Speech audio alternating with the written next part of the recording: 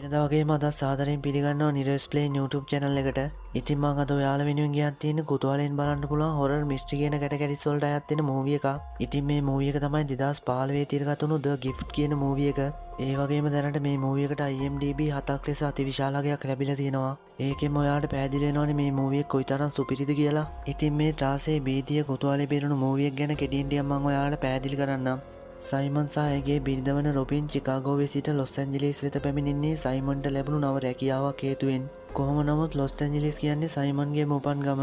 ඉතින් මෙයාලා මේ වෙනකොට දරුවෙක් බලාපොරොත්තුවෙන් සෑහෙන සතුටින් ජීවත් වෙන යුවලක්. හැබැයි මෙයාලගේ ලස්සන පවුල අවුල් ජාලයක් ආකාරයට වෙන්න පටන් ගන්නේ ලොස් ඇන්ජලිස් වල සාප්පු සංකීර්ණයකදී හමුණු සයිමන්ගේ ස්කූල් කාලේදී යාළුවෙක් වුණු ගෝඩන් නිසා. කොහොම නමුත් සයිමන් නම් එකපාරටම ගෝඩන්ව අඳුරගන්නේ නැහැ. සයිමන් තමන්ගේ බිරිඳව එයාට අඳුනලා දෙද්දි තමයි ගෝඩන් කියන්නේ මගේ නම ගෝඩන් මොලිස් කියලා. ඉතින් ගෝඩන් එයාගේ නම කිව්වට පස්සේ තමයි සයිමන් එයාව අඳුනගන්නේ. ඒ වගේම ওই මුණ ගැහිමෙන් පසුව තමයි ගෝඩන් එක එක වර්ගයේ තෑගි පාසල් සයිමන්ගේ නිවසට යවන්න පටන් ගන්නෙ. හැබැයි සයිමන් සහ රොබින් දන්නේ නැහැ ගෝඩන් විශාල පරිගැනීමක් හේතුවෙන් තමයි මෙවැනි දේවල් කරන්න කියලා. ඉතින් ගෝඩන් සයිමන්ගෙන් පරිගන්න හේතුව මොකද්ද? සයිමන් කියන්නේත් මොන වගේ පුද්ගලයෙක්ද? අන්තිමට මෙම පවුලට කුමක් සිදුවේද කියලා අපි ෆිල්ම් එකට ගිහින්ම දැනගමු. කොහොම නමුත් මේ භයානක පරිගැනීමට හේතු වුණ කතාව හරියටම තේරුම් ගන්න නම් මෙම වීඩියෝ එක සමග අවසාන තප්පරෙ තෙක්ම රැඳිලා ඉන්න සිද්ධ වෙනවා. ඒ වගේම වීඩියෝ එකට යන්න කලින් ආදරෙන් මතක් කරන්න තියෙනවා මේ වගේ වෙනස්ම විදිහේ මූවිස් බලන්න අපේ channel එක subscribe කරලාම තියාගන්න කියලා. මතක ඇතුව subscribe කරලා bell icon එකත් all දාලාම තියාගන්න. එතකොට තමයි අපි ගේන මූවිස් notification එකක් ආධාරයෙන් ඔයා ළඟටම එන්නේ. එහෙනම් තවත් වැඩි කතා නැතුව ඉක්මනටම යමු අපේ අද මූවි එකට.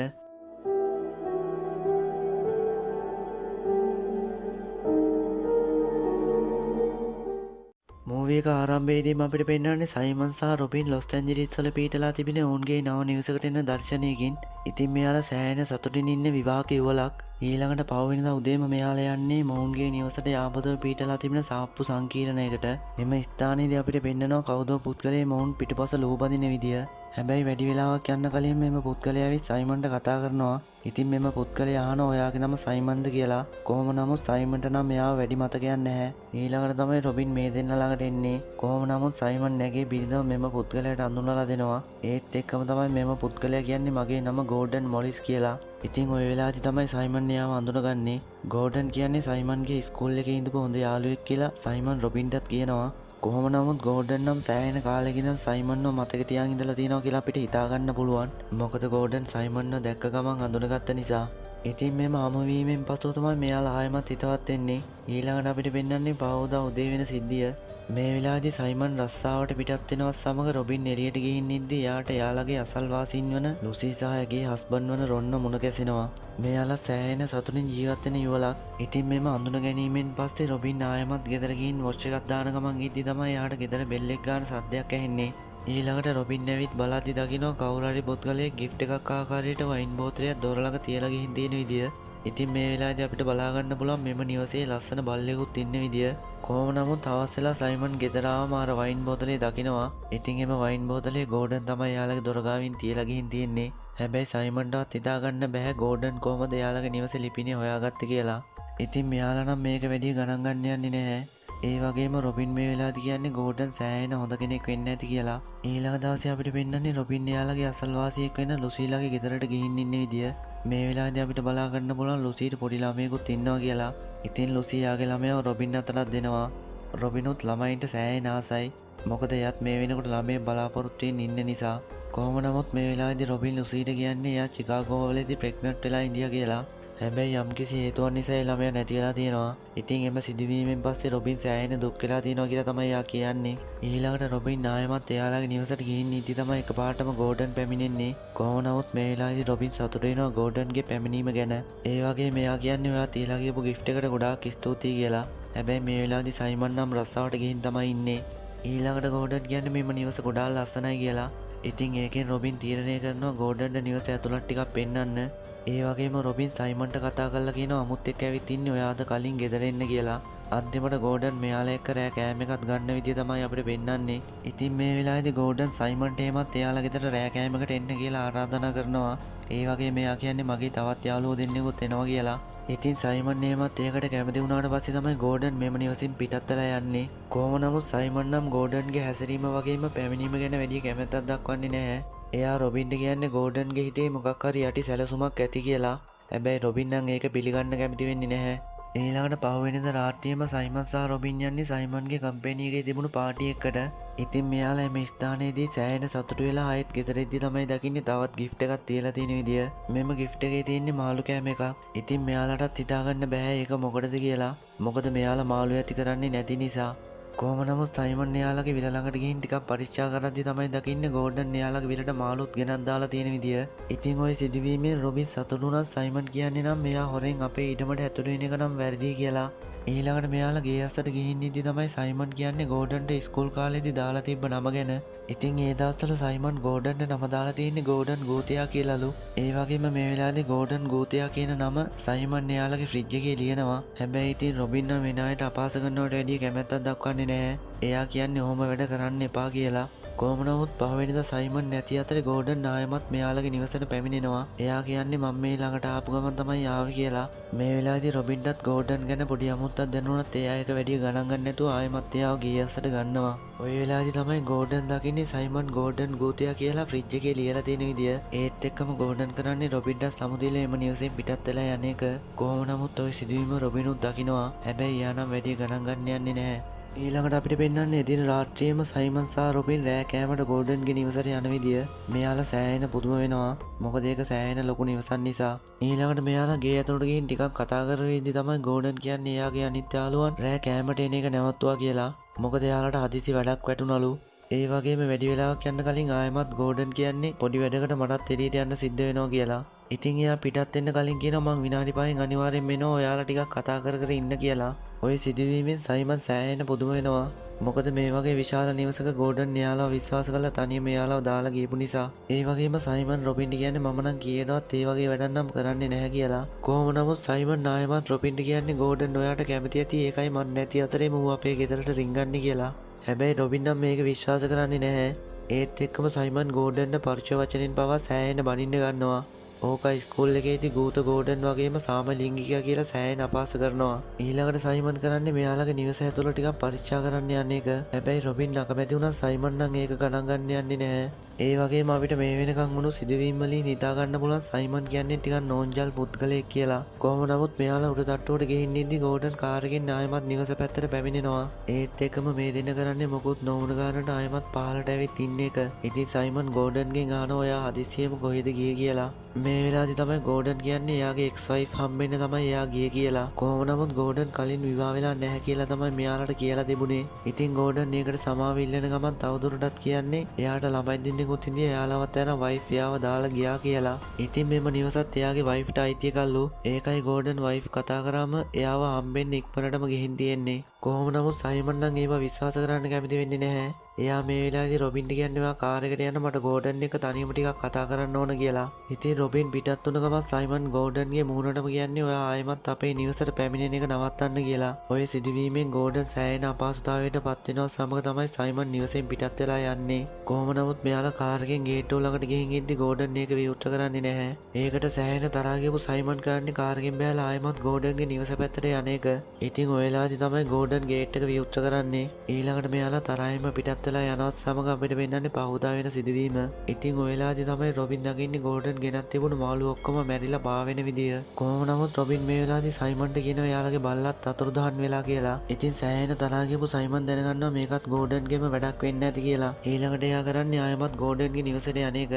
හැබැයි සයිමන් මේ වෙලාවේදී පුදුම වෙන්නේ වෙනත් කපල් එකක් එම නිවසේ ඉන්නව දැකලා. ඉතින් එයාලා කියන්නේ ගෝඩන් කියලා කෙනෙක් අපි දන්නේවත් නැහැ මෙම නිවසත් අපේ කියලා.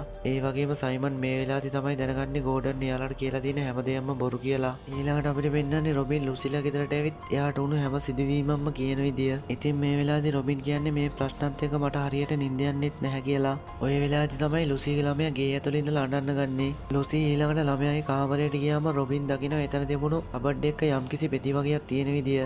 ඉතින් රොබින් ඒකෙන් ටිකක් ගෙදර අරන් ගිහින් පෙති ටිකක් බොන විදිය තමයි අපිට පෙන්වන්නේ. රොබින් චිකාගෝ වල ඉද්දි එයාට හම්බෙන්න ඉඳපු ළමයා නැති වුණාට පස්සේ එයාට නිින්ද යන්නේ නැති රෝගයක් ඇති වෙලා තියෙනවා. ඉතින් එයා ඒ දවස්වල එම රෝගෙට ගත්ත පෙති වර්ගය තමයි ලුසිලා ගෙදරත් තිබිලා තියෙන්නේ. රොබින්ට ගෝඩන් නිසා ඇති වුණ ප්‍රශ්න වලින් එයාට ආයෙමත් නිින්ද යාමේ අපහසුතාවයක් ඇති වෙලා තියෙනවා. එම හේතුවෙන් තමයි එයා එම පෙති වර්ගය ආයෙමත් පාවිච්චි කරන්න අරන් තියෙන්නේ. ඊළඟට අපිට පෙන්වන්නේ රෑ වෙන සිද්ධිය. මේ වෙලාවේදී රොබින් නිදාගෙද්දි එයාට එකපාරටම සද්දයක් ඇවිත් තමයි ඇහැරෙන්නේ. මෙයා ඊළඟට ඒ පැත්තට ගිහින් දොර ළඟ පරීක්ෂා කරද්දි තමයි දකින්නේ යාළගේ බල්ලා ආයෙමත් ඇවිත් ඉන්න විදිය.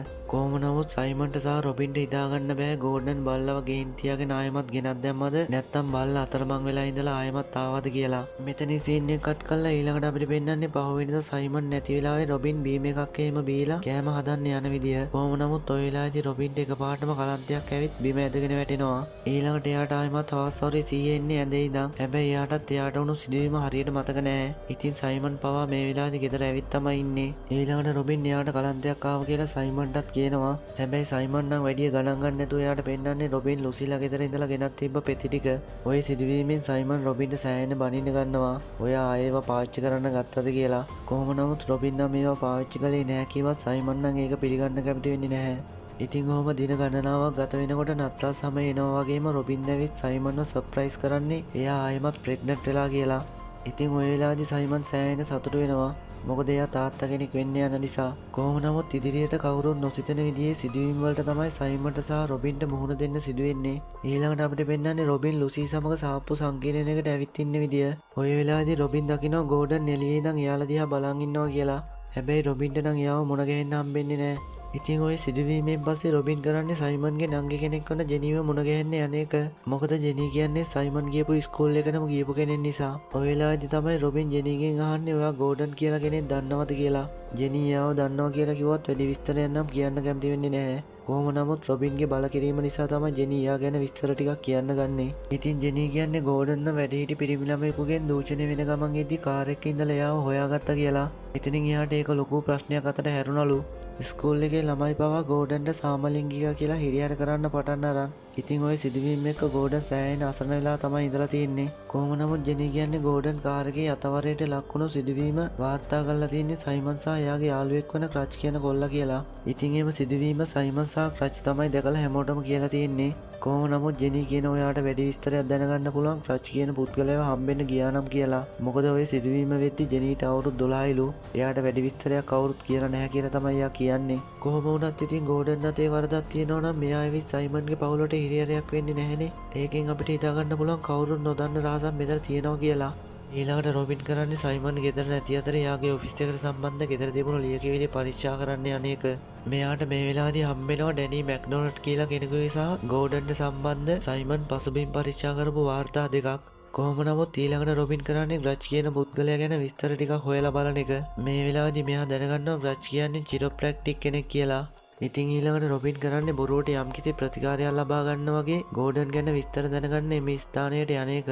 ඊළඟට තමයි ග්‍රච් පැමිණ රොබින්ට කියන්නේ ඇතුළට එන්න කියලා. ඉතින් ඔය වෙලාවේදී තමයි රොබින් ග්‍රච්ගෙන් අහන්නේ ඔයා මගේ හස්බන්ඩ් වන සයිමන්ව දන්නවද කියලා. ඉතින් ග්‍රච් එයා ගැන දන්නවා කියවට පස්සේ තමයි රොබින් කියන්නේ මට ඔයත් එක්ක ගෝඩන් ගැන විස්තර ටිකක් කතා කරන්න ඕන කියලා. ඉතින් ග්‍රච් ඒකට එකග වෙනවත් සමග තමයි රොබින් ජෙනීගෙන් දැනගත්ත විස්තර හැමදේම ග්‍රච්ට කියන්න ගන්නේ. හැබැයි ග්‍රච් නම් මේවා පිළිගන්න කැමති වෙන්නේ නැහැ. ඉතින් ග්‍රච් අකමැත්තෙන් උනත් ඇත්ත සිද්ධිය රොබින්ට මේ වෙලාවේදී කියන්න ගන්නවා.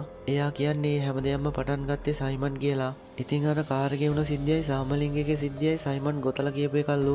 ඉතින් ගෝඩන් කියන්නේ කිසිසේත්ම සාමලිංගිකෙන් නෙවෙයි කියලා රොබින් මේ වෙලාවේදී දැනගන්නවා. කොහොම නමුත් ඊළඟට තමයි රොබින් දුකින් මාන්නේ සයිමන් එහෙම දෙයක් කළේ ඇයි කියලා. ඉතින් එයා කියන්නේ සයිමන් ඉස්සර ඉඳන්ම අනුන්ට හිරිහැර කරන කෙනෙක් වගේ මෙයාට සෑහෙන පහත් ලක්ෂණවලු තිබුණේ. ඒ වගේම ග්‍රච් මේ වෙලාවේදී කියනවා අහිංසක ගෝඩන් එයාගේ ගොදුරක් බවට පත් වුණා කියලා. ඉතින් ওই සිදුවීමෙන් පස්සේ ගෝඩන්ට ස්කූල් එකේ ළමයින්ගෙන් සෑහෙන හිරිහැරවලට ලක් වෙලා තියෙනවා සාමලිංගිකයා කියලා. ඒ වගේම ස්කූල් එකෙන් පවා ගෝඩන්ට යන්න සිද්ධ වෙලා තියෙනවා. ඊළඟට ගෝඩන් සාමලිංගියෙක් කියලා දැනගත්තේ එයාගේ ආගමික පියා එයාව පණ පිටින් පුච්චලා දාන්නද හදලා තියෙනවා කියලා තමයි ක්‍රච් කියන්නේ. ඒ වගේම ඊළඟට සිද්ධ වෙලා තියෙන්නේ ගෝඩන්ගේ පියා මිනි මැරීමට තත් කිරීම සම්බන්ධයෙන් අත්අඩංගුවට අරන් තියෙන එක. එතනින් එහාට ගෝඩන්ට හමුදා පාසලකට තමයි යන්න සිද්ධ වෙලා තියෙන්නේ. කොහොම නමුත් ඔය හැම සිදුවීමම නවත්තන්න සයිමන්ට පුළුවන්කමක් තිබ්බත් එයා එහෙම කරලා නැහැ. මොකද එයාට තියෙන පහත් ගති ලක්ෂණ නිසා. ඉතින් ඊළඟට ඇත්ත කතාව දැනගත්ත රොබින් සයිමන් ගැන සෑහෙන දුකින් කලකිරීමෙන් තමයි ආයෙමත් නිවසට පැමිණෙන්නේ. කොහොම නමුත් රොබින් ගෙදර ආපු ගමන් එයා දැනගත්ත හැම විස්තරයක්ම සයිමන්ට කියලා දෙන්නම සෑහෙන රණ්ඩු වෙන්න ගන්නවා. ඉතින් සයිමන් ආයෙමත් කරන්නේ ගෝඩන්ට බැන බැන එයාගේ වැරදි කියන එක. ඊළඟට ওই සිදුවීමට සෑහෙන තරහා ගියපු රොබින් කරන්නේ මට ඔයත් එක්ක ජීවත් වෙන එකත් එපා වුණා කියලා එයාගේ කාමරයට යන එක. කොහොම නමුත් ටිකක් රෑ වෙද්දි තමයි සයිමන් නැවතත් ඇවිත් උන දේවල් වලට එයාගෙන් සමාව ඉල්ලන්නේ. ඒ වගේම සයිමන් කියනවා මං ගෝඩන්ව හොයාගෙන ගිහින් එයාගෙම සමාව ගන්නම් කියලා. කොහොම නමුත් රොබින් නම් සයිමන් එක්ක සෑහෙන තරහින් තමයි ඉන්නේ. ඊළඟට අපිට පෙන්නන්නේ සයිමන් බාර් එකට ගිහින් ඉන්න විදිය. ඉතින් එමේ ස්ථානයේ සයිමන් ආයෙමත් එද්දී අහම්බෙන් ගෝඩන්ව දැක ගන්න ලැබෙනවා. මේ වෙලාවේදී සයිමන් තරහින්ම එයා ළඟට ගිහින් ඕනවට එපාවට සමාව ඉල්ලනවා. හැබැයි ගෝඩන් කියන්නේ නම් ඔයා දැන් පරක්කු වැඩි කියලා. ඒ වගේම සයිමන් මේ වෙලාවේදී කියන්නේ ඔයා අතීතයේ එක්ක ගනුදෙනු කරලා ඉවරයි කියලා. කොහොම නමුත් ඒත් එක්කම ගෝඩන් කියන්නේ අතීතයේ මාත් එක්ක ගනුදෙනු කරලා ඉවරනකොට ඔයත් එක්ක තාම ගනුදෙනු කරලා ඉවර නැහැ කියලා. ඉතින් එම කතාව හරියට තේරුම් ගන්න බැරි වුණ සයිමන් කරන්නේ තරහින්ම ගිහින් ගෝඩන්ට පහර දීලා මේ ස්ථානයෙන් පිටත් වෙලා යන එක. ඊළඟට ආයෙමත් ගෙදර ආපු සයිමන් රොබින්ට කියන්නේ මං සමාව අරන් ගෝඩන් එක්ක සාමදාන වුණා කියලා. ඒ වගේ මෙයාගෙන් ආයෙ අපිට කරදරයක් වෙන්නේ නැහැ කියලා තමයි සයිමන් කියන්නේ. ඉතින් රොබින් ඒක සාමාන්‍යයෙන් පිළිගත්ත සයිමන් ගැන වැඩි විශ්වාසකින් නම් නෙවෙයි ඉන්නේ. ඊළඟට අපිට පෙන්නන්නේ පහවදා රාත්‍රියේම සයිමන්ලා ගෙදර පාටි එකක් තියෙන විදිය. මොකද මේ වෙනකොට සයිමන්ට එයාගේ කම්පැනි එකෙන් උසස් වීමක් හම්බෙලා තියෙනවා. කොහොම නමුත් වැඩි වෙලාවක් යන්න කලින් තමයි මේම නිවස පැත්තට කවුරු හරි ගල් ගහන්න ගන්නේ. ඉතින් සයිමන් හිතන්නේ නම් මේ ගෝඩන් වෙන්නේ නැති කියලා. ඊළඟට එයා පොල්ලකුත් අරන් ගිහින් පරීක්ෂා කරද්දි තමයි එම පුද්ගලයාව අල්ලගන්නේ. හැබැයි මේ ගෝඩන් නම් නෙවෙයි. මේ වෙලාවේදී මෙයාලා දකින්නේ මෙම පුද්ගලයා මෙයාලා එක්කම වැඩ කරපු ඩැනි මැක්ඩොනල්ඩ් කියලා. ඔයාලට මතක ඇති සයිමන් ගෙදර නැති වෙලාවේ රොබින් එයාගේ ඔෆිස් එකට අදාළ ලියකියවිලි පරීක්ෂා කරද්දි ඩැනි මැක්ඩොනල්ඩ්ට අදාළ වාර්තාවකුත් තිබුණා. ඉතින් එම පුද්ගලයා තමයි මේ ඇවිත් ඉන්නේ. එයා ඊළඟට සෑහෙන දුකින් වගේම තරහින් කියන්නේ මට හම්බෙන්න තිබුණු උසස් වීම ඔබ නැති කරා කියලා. ඒ වගේම උසස් වීම වෙනුවෙන් ඔබ වගේ වෘත්තිය විනාශ කළාම දැම්ම කියලා තමයි එම පුද්ගලයා කියන්නේ. ඉතින් ඩැනි සෑහෙන තරහින්ම මෙම ස්ථානයට ඇවිත් තින්නේ සයිමන් නිසා ඔහුට අන්තිමට ජොබ් එකක් නැති වුණ නිසා. ඉතින් මේ වෙලාවේදී තමයි රොබින් වගේම සයිමන්ගේ ඔෆිස් එකේ යාළුවන් පවා සයිමන්ගේ ඇත්ත මූණ අඳුනගන්නේ. ඔය සිදුවීම වෙන අතරතුර රොබින්ට දරුවා ලැබෙන්නත් ආසන්න වෙනවා. ඉතින් ඊළඟට තමයි හොස්පිටල් එකේදී රොබින් ලස්සන ගොළු පැටියෙක්ව බිහිදරන්නේ. ඒ වගේම සයිමන් පවා සෑහෙන සතුටු වෙනවා. මොකද එයා බිරිඳට වගේ මෙයාගේ දරුවට සෑහෙන ආදරෙයි. කොහොම නමුත් සයිමන්ගේ සතුට නම් తాවකාලිකයි. ඊළඟට හොස්පිටල් එකේ ඉද්දිම තමයි සයිමන්ට ඔෆිස් එකේ කෝල් එකක් එන්නේ. ඉතින් මේ වෙලාවේදී මැනේජර් සයිමන්ට කියන්නේ ඔයාව රස්සාවෙන් අස් කළා කියලා. මොකද එයා ඩැනි මැක්ඩොනල්ඩ්ට කරපු වැඩේ නිසා. සයිමන් ඊළඟට කොච්චර බැගෑපත් වුණත් වැඩක් වෙන්නේ නම් නැහැ. ඒත් එක්කම සයිමන් කරන්නේ දුකින්ම රොබින් ගාවට යන එක. නමුත් රොබින් පවා එයාට වැඩි ආදරයක් පෙන්වන්නේ නැහැ. මොකද සයිමන් කියන්නේ මොන වගේ කෙනෙක්ද කියලා ඔප්පුන නිසා. ඊළඟට සයිමන් ගෙදර එන්න පිටත් වෙන්නේ යද්දි තමයි රොබින් ආයෙමත් එයාට කතා කරලා කියන්නේ මට මගේ දරුවත් එක්ක ඔයාගේ ගෙදර ඇවිත් ජීවත් වෙන්න ඕන නැහැ කියලා. කොහොම නමුත් සයිමන් නම් කියන්නේ මං ගෙදර ගිහින් ඉක්මනටම එන්නම් කියලා. ඊළඟට මෙයා ගේ ළඟට ආවම දකිනවා තවත් ටිකක් විශාල ගිෆ්ට් එකක් තියලා තියෙන විදිය. ඒත් එක්කම අපිට පෙන්නන්නේ සයිමන් නැති වෙලාවේ ගෝඩන් හොස්පිටල් එක පැත්තට යනවා කියලා. ඒ වගේම ගිෆ්ට් එක පරීක්ෂා කරද්දි සයිමන් දකින්නේ ළමයි නලවන පොඩි තොටිල්ලක් වගේ මේක ඇතුලේ 1 2 3 කියලා ගාපු ගිෆ්ට් තුනක් තියෙන විදිය. පළවෙනි ගිෆ්ට් එකේ තියෙන්නේ පොඩි යතුරක්. ඉතින් සයිමන් දැනගන්නවා ඒක එයාලා ගෙදර දොරටත් හරියන යතුරක් කියලා. ඒත් එක්කම අපිට ගෝඩන්ව පෙන්නන්නේ එයා දැන් ඉන්නේ රොබින් ළඟ. ඒ වගේම සයිමන් පාර දෙපු නිසා එයා ටිකක් තුවාල වෙලා තමයි ඉන්නේ. කොහොම නමුත් දෙවෙනි ගිෆ්ට් එක බලලා සයිමන් දකින්නේ ඔඩියෝ රෙකෝඩ් කරපු CD එකක් තියෙන විදිය. ඉතින් ඔයාලට මතක ඇති සයිමන් සහ රොබින් ගෝඩන්ගේ ගෙදර රෑ කෑමට ගියපු වෙලාවේ ගෝඩන් එයාලව ගෙදර දාලා ටිකක් එළියට ගියා. ඉතින් ඒ වෙලාවේදී සයිමන් ආයෙමත් ගෝඩන්ට සාමලිංගිකයා කිය අපහාස කරන්න ගත්තා. ඒ ටික තමයි මේ CD එකේ රෙකෝඩ් කරලා තියෙන්නේ. ඉතින් ඔය අතරේ තමයි රොබින් දකින්නේ ගෝඩන් එයා ළඟට ඇවිත් ඉන්නේ කියලා. කොහොම නමුත් තුන්වෙනි ගිෆ්ට් එකත් පරීක්ෂා කරන සයිමන් දකින්නේ වීඩියෝ රෙකෝඩ් එකක් තියෙන විදිය. ඉතින් ඒක ප්ලේ කරලා බලනකොට මෙයා මුලින්ම දකිනවා ගෝඩන් හොරෙන් මෙයාලා ගෙදර වීඩියෝ කරලා තියෙනවා කියලා. ඊළඟට හොස්පිටල් එකේදී රොබින් ගෝඩන්ගෙන් අහන්නේ ඔයාට පාර දුන්නේ සයිමන්ද කියලා. ඉතින් ගෝඩන් නොකිය කියන්නේ සයිමන් ගැන මට හරියටම තේරුම් ගන්නවත් බැහැ කියලා. කොහොම නමුත් මේ වෙලාවේදී සයිමන් දකිනවා රොබින්ට සිහිය නැති වුණ වෙලාවේදී ගෝඩන් ඉඳලා තියෙන්නේ එයාලා ගෙදර කියලා. ඉතින් ඔය සිදුවීමෙන් සයිමන් සෑහෙන කලබල වෙනවා. ඒ වගේම රොබින් බීපු අර බීමයකට සිහිය නැති වෙන යම්කිසි දෙයක් ගෝඩන් දාලා තමයි තිබිලා තියෙන්නේ. කොහොම නමුත් ගෝඩන් නම් මූණ වැයෙන්න වෙස් මූණක් දාගෙන තමයි මේ දේවල් රෙකෝඩ් කරලා තියෙන්නේ. ඊළඟට එයා කරන්නේ රොබින්ව ඇඳෙන් ගිහින් තියලා ස්පර්ශ කරන එක. ඉතින් ওই සිදුවීම් දැක්කම සයිමන් සෑහෙන දුක් වෙනවා. ඒ වගේම අන්තිමට මෙම රෙකෝඩ් එක කට් වෙන්නේ සයිමන්ට එතන කුමක්ද උනේ කියලා හිතා ගන්නවත් බැරි විදිහේ දර්ශනයකින්. ඔය වෙලාවේදී තමයි ගෝඩන් රොබින්ට සුබපතල යන්න ලෑස්ති වෙන්නේ. එයා අන්තිමට කියන්නේ හොඳ මිනිස්සුන්ට හොඳ දේවල් ලැබෙනවා කියලා. ඊළඟට සෑහෙන දුක් වෙන සයිමන් කරන්නේ ආයෙමත් හොස්පිටල් එක පැත්තට එන්න පිටත් වෙන එක. කොහොම නමුත් සයිමන් රොබින් සිටපු ස්ථානයට ආවත් කවුරුත් පේන්නේ හිටියේ නැහැ. ඊළඟට සයිමන් ආයෙමත් රොබින්ව හොයාගන්න එළියට එද්දි තමයි දකින්නේ ගෝඩන්ව. ඉතින් සයිමන් සෑහෙන තරහෙන්ම එයාව අල්ලගන්න ගියත් හරියන්නේ නැහැ. මොකද ගෝඩන් ලිෆ්ට් එකට ගිහින් පැන ගන්නවා. කොහොම නමුත් සයිමන් ගෝඩන්ව හැමදැනම හොයද්දි තමයි යාට කෝල් එකක් එන්නේ. ඉතින් මෙම කෝල් එක අරන් තියන්නේ ගෝඩන්. එයත් මේ ළඟම තමයි ඉන්නේ. ඒ වගේම ඔය කෝල් එකෙන් තමයි ගෝඩන් මෙච්චර දවසක් හිතේ හංගන් දුක් විඳපු දේවල් කියන්න ගන්නේ. එයා කියනවා ඔබ නිසා මගේ ජීවිතේම විනාශ වුණා කියලා. ඒ වගේම මට මගේ පවුලේ අය පවා නැති වුණාලු. ඉතින් ඔය කතාබහේ ෆෝන් එක කට් කරන්න කලින් අන්තිමට ගෝඩන් කියන්නේ උඹට සෑහෙනකල් ළමෙක් හදාගන්න බැරි වුණා සමහර විට ඔය ළමයා මගේ වෙන්නත් පුළුවන් කියලා. ඊළඟට සෑහෙන අසරණ වෙලා ඉන්න සයිමන් කරන්නේ රොබින්ව හොයාගෙන යන එක. මෙයා ඉතින් රොබින් ඉන්න තැන හොයාගත්තත් එයාට හිතාගන්න බැහැ මේ ළමයා එයාගේද නැත්තම් ගෝඩන්ගේද කියලා. ඒ වගේම සයිමන්ට රස්සාව පවා අහිමි වුණා. ඒ විතරක් නෙවෙයි සයිමන් එක්ක සෑහෙන තරහින් ඉන්න එයාගේ වයිෆ් පවා ආයිමත් එයා එක්ක ජීවත් වෙන්න එන එක ප්‍රතික්ෂේප කළා. ඊළඟට ඔය දේවල් ගැන හිතේ හිත සෑහෙන දුක් වෙන සයිමන් දිහා ඈත ඉඳන් ගෝඩන් බලාගෙන තමයි ඉන්නේ. අන්තිමට ඉතින් සයිමන් කරපු දේවල් වලට සෑහෙන ප්‍රශ්න ගොඩක් මැද එයාටත් විඳවන්න සිද්ධ වුණා. ඒ වගේම වසර ගණනාවක් සිතේ සිරකරන් ඉඳපු පරිගැනීමෙන් අනතුරුව ගෝඩන් මෙම ස්ථානයෙන් පිටත් වෙලා යනවත් සමග තමයි මේ ෆිල්ම් එකත් ඉන්න වෙන්නේ. ඉතින් ඔයාලා මොකද හිතන්නේ මේ ෆිල්ම් එක ගැන? පාලින් කමෙන්ට් කරන් යන්නත් අමතක කරන්න එපා. ඒ වගේම ඉදිරියටත් මේ වගේ මූවිස් බලන්න අපේ channel එකත් subscribe කරලාම තියාගන්න. එහෙනම් අදට වීඩියෝ එක ඉවරයි. ඊළඟ වීඩියෝ එකෙන් ඉක්මනටම හමු වෙමු.